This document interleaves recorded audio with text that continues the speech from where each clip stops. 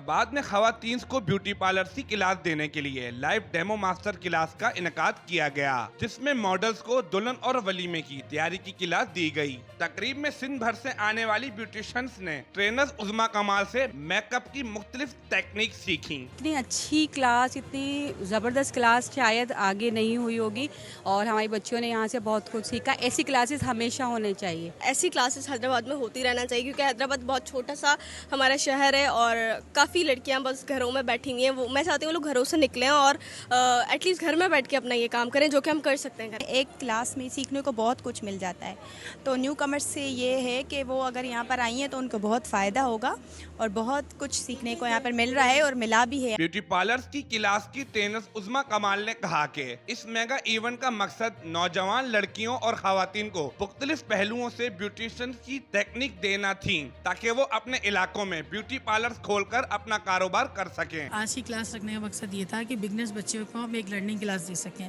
क्योंकि सैलून्स की फ़ीस तो वो अफोर्ड नहीं कर पा रही हैं, कि चार्जेस ज़्यादा होते हैं। तो हमने वन डे वर्कशॉप में उनको बहुत सारी थ्योरी समझाई है, बारात और वलीमा मेकअप और बैक स्टेज 4 मेकअप दिए हैं।